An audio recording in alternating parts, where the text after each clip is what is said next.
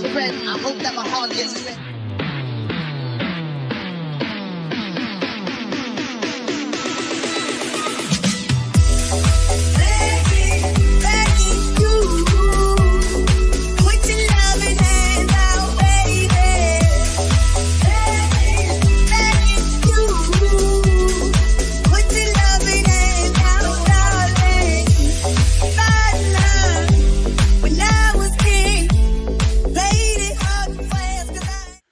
Bonjour à tous et à toutes pour ce Four Expresso. Bon vendredi à vous. Un marché donc qui s'est emballé hier un petit peu comme prévu après les deux réunions des banques centrales. Donc la Banque centrale européenne, l'euro qui explose à la hausse littéralement et aussi après la Banque d'Angleterre. Et attention, cet après-midi 14h30 dans une heure et demie donc le chiffre du chômage américain qui est un petit peu moins attendu parce que l'attention des opérateurs est venue se focaliser plus maintenant sur l'inflation que sur l'activité économique, mais quand même ce chiffre a toujours son importance, surtout si il est très loin des attentes des opérateurs. Donc à surveiller. On regarde ça en graphique, avant ça l'avertissement traditionnel sur les risques.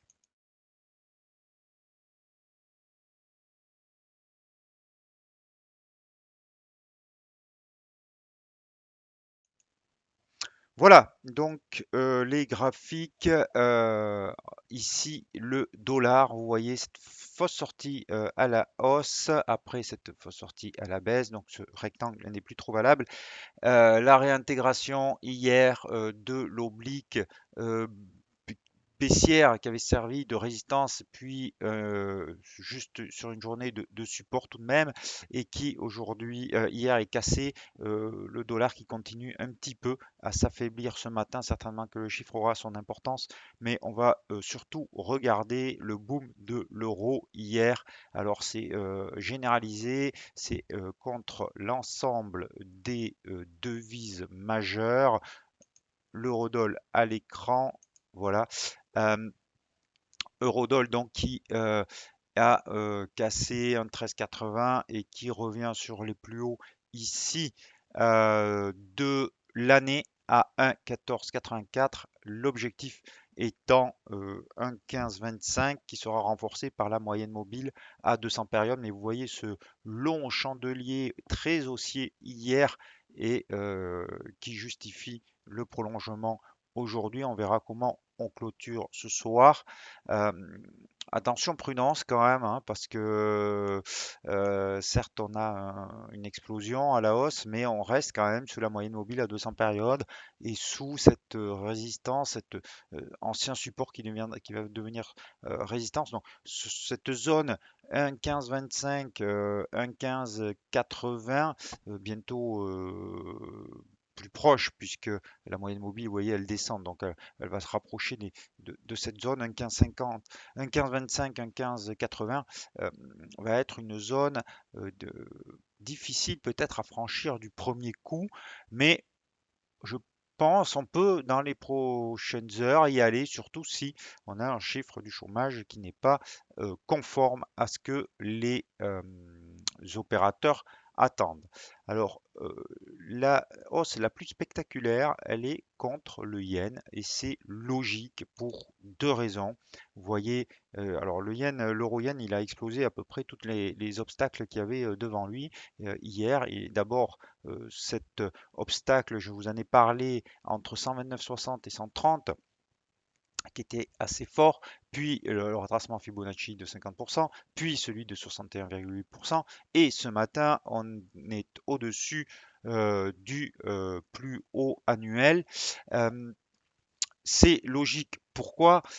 Pour deux raisons. D'abord, vous savez donc que la BCE a un petit peu émis un changement de ton, voire accepté peut-être un revirement de sa politique monétaire en disant qu'une hausse des taux n'était plus tout à fait exclue ou improbable. Donc, forcément, contre le yen qui, euh, dans la Banque du Japon a une politique monétaire extrêmement accommodante et qui ne risque pas de changer, c'est contre yen que la hausse est le plus spectaculaire. Et en plus, vous avez eu hier un rebond euh, du marché boursier en fin de séance, après la séance, même après la clôture, avec les résultats d'Amazon. Et donc, ces résultats d'Amazon ont attiré des flux hors des devises refuges. Alors c'est en train de changer parce que les indices rebaissent, mais en tout cas ça hier soir ça a accéléré le mouvement sur l'euro-yen, ce qui explique cette longue, très longue, très long chandelier haussier. Euh, Maintenant, le l'obstacle suivant, la résistance suivante est sur 133,50, mais il n'est pas exclu que on ait quand même une respiration, une correction après une telle hausse. Alors, où se situe le point d'invalidation? Le point d'invalidation, il se situe selon la théorie des chandeliers japonais, au milieu de ce long chandelier. Et ça correspond, figurez-vous, à un retracement Fibonacci de 50%. Donc, ce niveau qui se situe sur 130,45 est pour moi le point d'inflexion. Je ne sais pas si on va aller directement sur l'objectif ou si on va avoir un scénario de ce type, mais en tout cas, ce qui est sûr, c'est que tant qu'on reste au-dessus de 130,50, on va dire, on est haussier maintenant sur l'euro-yen. Donc, si vous voulez le trader, c'est plutôt à la hausse. Il faut juste chercher des points d'entrée et plutôt donc sur le 1 minute. Ici, je vous ai mis les retracements de la dernière séquence de hausse. En fait, vous voyez que même en 1 heure, on a le même niveau sur 130,40, 130,50. Donc, ça serait idéal de voir un retracement sur 130,50 avec un chandelier où les acheteurs montrent leur présence pour rentrer en position. Parce que si vous le faites là, votre risque reward n'est pas très bon et sur le RSI 1 heure, vous avez quand même une dégradation ici, euh, voire une divergence baissière. Je vais vous la montrer comme ceci. Regardez le point haut ici du RSI et des cours, pardon, et regardez que le RSI lui fait un point bas. Donc c'est une divergence baissière qui pourrait amener une respiration dans les prochaines heures. Voilà, donc peut-être un point d'entrée qui se profile sur l'euro-yen. Alors on a exactement le même scénario mais en moins puissant, c'est pour ça que je vais passer plus vite, sur l'euro franc suisse. Ici, vous voyez qui se confirme ce matin. Forcément, le franc suisse aussi fait, et comme le yen, a des taux d'intérêt très faibles et une politique plutôt accommodante. Donc forcément, c'est la paire de devises qui bouge le plus. Donc là, on revient sur une résistance sur un 0,6. 0,5, 1,06 et bientôt sur la moyenne mobile à 200 périodes.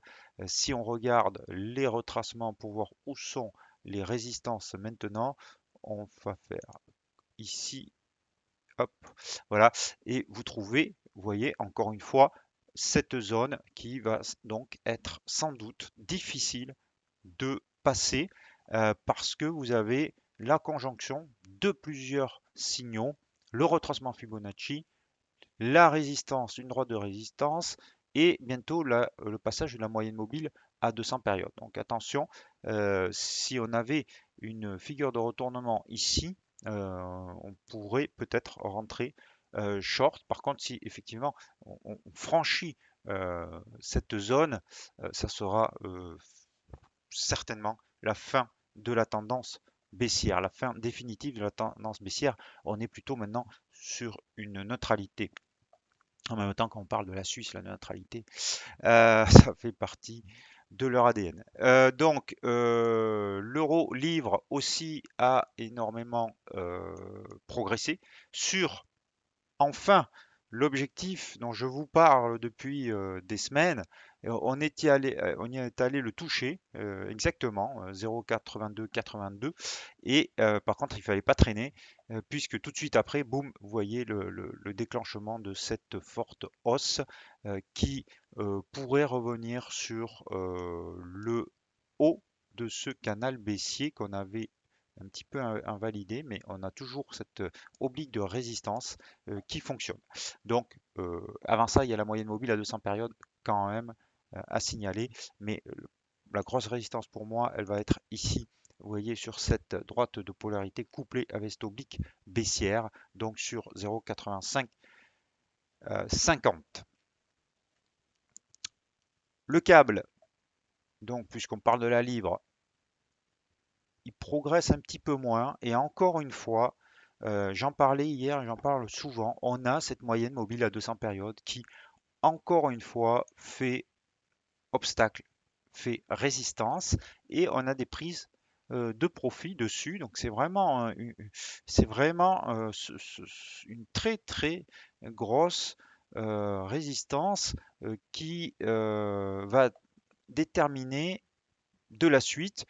On est coincé entre la moyenne mobile descendante à 200 périodes et les moyennes mobiles à 13 et 34 périodes qui se retournent à la hausse. Donc, fin du suspense bientôt, mais on peut très bien avoir une autre séquence de baisse comme une séquence de hausse. Peut-être que le chiffre du chômage cet après-midi déclenchera des trades.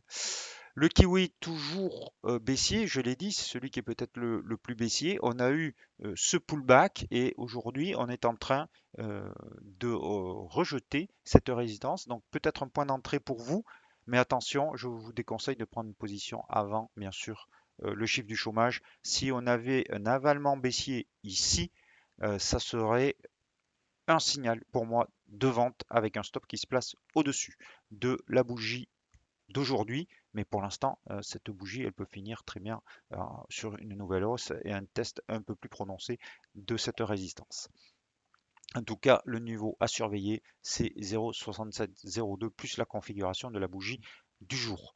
Et enfin, je termine avec le dollar yen, puisque c'est une devise majeure, sinon je n'en aurais pas parlé, puisqu'il ne se passe absolument rien sur le dollar yen. On est toujours au milieu d'un range. Voilà ce que je pouvais vous dire aujourd'hui. Donc un marché qui voit la hausse forte de l'euro. Est-ce que c'est juste une réaction euh, hier ou est-ce que c'est un mouvement plus durable? Je vous ai indiqué les points à surveiller, les résistances. Attention donc cet après-midi, 14h30, le chiffre du chômage.